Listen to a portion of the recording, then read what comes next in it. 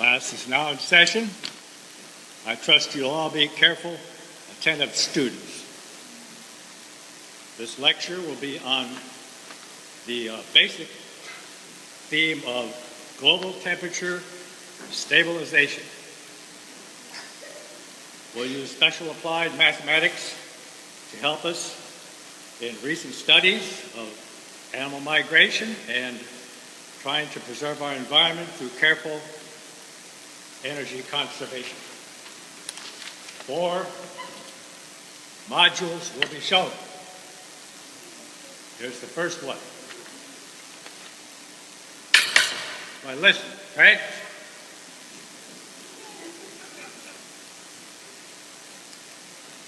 We're also going to show a new ecological development that will help us to conserve energy and spread out our climate inequities. Okay, Module 1. We've been doing some studies about the turtle here. Actually, a tortoise, the desert tortoise, and he's kind of endangered. He lives in the Death Valley, and we're pretty concerned about him, so we've been doing some research, and we want to make sure that this fragile creature doesn't go extinct. So we've done some research using some higher calculus. We've decided that in the future, probably his future is going to be jeopardized in the Death Valley. It's just going to get a lot hotter, and he's going to have to just hoof out of there. And so we expect that we expect he'll go from the total of all the way from Las Vegas. Well, here's the first integration. And you can see this is in Cartesian coordinates. We've anticipated his journey will be very long, but we've got an integral here, definite integral from Las Vegas to Fairbanks, and it's Cartesian. As you can see here, we have x squared plus y squared square root dh, which if you integrate it all, comes out to the total distance from Las Vegas to Fairbanks, about 3,000 miles. We hope he makes it. The second leg of the journey will be from Fairbanks to Baffin Island, which is far north Canada, way up there. Okay, and you see we did another integration, definite integral from Fairbanks to Baffin Island. This is r cosine theta dr, which some of you understand is, of course, this far north we have to use polar coordinates. You understand that, of course. So anyhow, we hope he gets there, okay. In between, he has to rest a couple hours. Of course, it's just a long trip. Now, the major point here is that we expect this to be an expensive journey because he can't make it himself, and so we want to have, for sure, a nice gravel path made for him. The first leg will be 3,000 miles. The second leg is 3,500 miles for a total of 6,500 miles. And further calculations have shown that a smooth gravel path will be needed for this poor turtle. And so we've requisitioned from the federal government a $17 trillion grant for the construction of this path, an additional $1 trillion for a ferry that has taken from northern Canada up into Baffin Island. And we expect he can't swim because he's a desert tortoise, so what can you do, you know?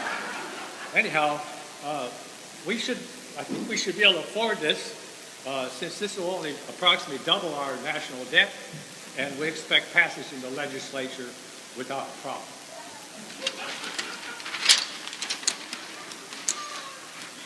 This is Module 2 of our lecture. And we all understand that times are changing, the environment's changing, science is changing, everything's changing, and so we have a lot of data nowadays.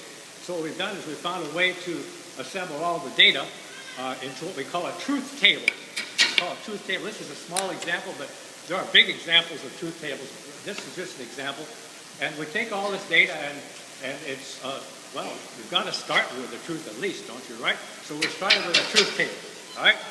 Okay, now we get the truth in the truth table. Then we have to do this thing here, which is called sigma t, which is called the standard deviation of the truth. Okay, and when we work this out, it's called STD, or standard deviation from the truth. And this works out pretty well, as you'll see shortly here. Okay, now Now we have to do something else here. It's called, some of you calculus people will know that this is called a, Dave? Partial differentiation. That's correct. Well, a partial differentiation of the standard deviation of the truth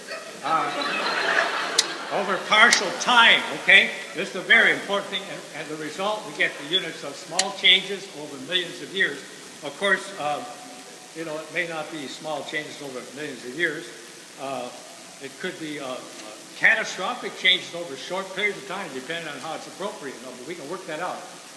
Okay, now we have to introduce something called the variable in this equation. Now, the variable, you always have variables. This variable is a function of the climate, so we call it the variable f of c, or the variable of the climate, okay? Let's go to the next page because it gets complicated. Okay, now this is going to be a little difficult. Next, we anticipate a certain probability, of course, of cumulative error. Oh, I forgot this here. This is called the partial derivative. We arrived at that in the previous page. The partial derivative of the standard deviation from the variable truth. Okay, and that's a very important figure for us. And now we have to introduce this thing, which is called the probability of climate error. And that has to be introduced into the formula here. So we have another integral. Integrals are real important in science. And so we have to integrate from time equals 0 up to millions of years. And we're integrating the, what was that again? The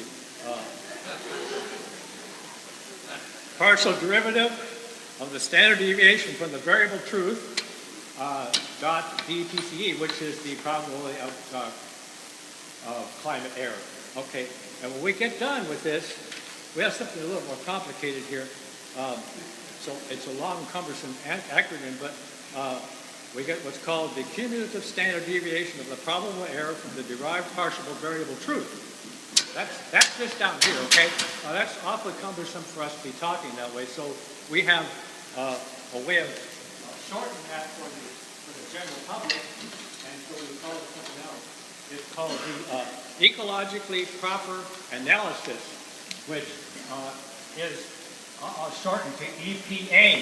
And that works out pretty well for everybody concerned. And so I hope you appreciate these rather complicated things here. We have to go to the next module. This module, all this data, of course, allows us to arrive at calculations to simplify the whole equation. After all, it can't be that complicated. So what we've learned to do here is to take the square root of the carbon footprint. Okay, that's very important. Well, what's it the square root of the carbon footprint? What was it? What is it? This can't be right. Square root of the carbon footprint. Or was it the square foot of the carbon rootprint? I forget. Square root of the carbon footprint or the square foot of the carbon root. Let's see. I'll try it out. It would have to be CO2.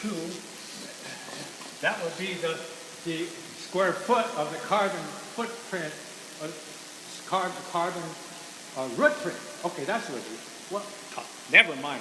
It doesn't matter. The math works out perfectly, and we don't have to worry about it. Just trust me, okay? It'll work. All right? Okay, now, all this brings us to the very bottom here, which is our next module, which tells us that all this data helps us to design something that's very simple. And it's just a matter of storing energy, and we call this the energy conserving disk. Okay? And you may think if we come full circle, well, we really have. And it's really a very simple thing.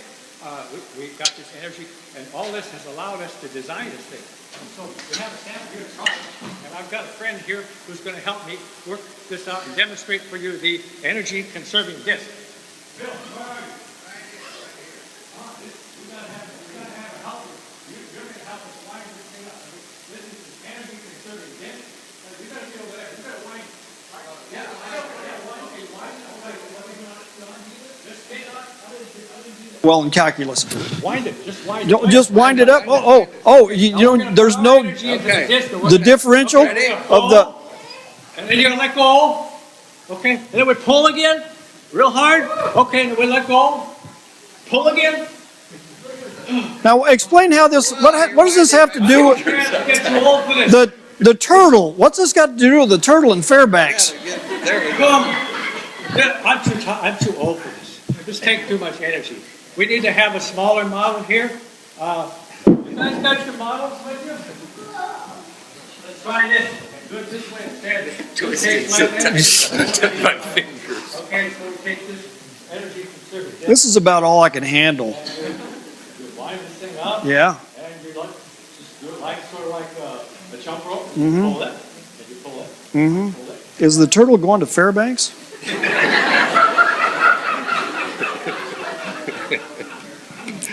I got somewhere. See, that worked. Okay, but you know what? There's only 3 of us. We need to have more. No, we're plenty. No, we're. No, Yeah. Dave, We're- we have some No, kids out there. we're pretty wound up, Tim. No, do we have some kids that can help Oh, us? yeah, we got kids right there. Austin and Bryson, he can help. And those two, the spoon dancers, they got. And Jake, come on up. Yeah, come on up and get a. Yeah. You can't plug it in, and it doesn't have anything to do with the internet.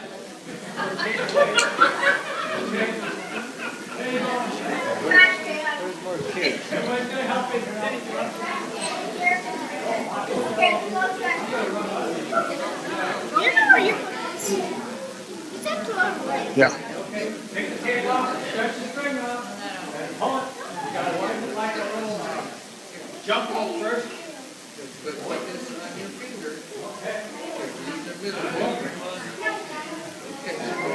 All right, Andrew. Yeah. Come on up. You just go around like that. Yeah.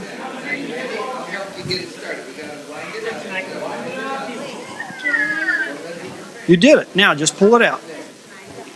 Yeah. Now go. Now you got to go back in. You got to when you go. Okay. Like that. Okay. Now, all right. There you go. Now pull it. You pull it. Pull. Let go. Okay. Now pull. Let go. Let go. Okay. There you go. All right. Good job. Thank you, Tim.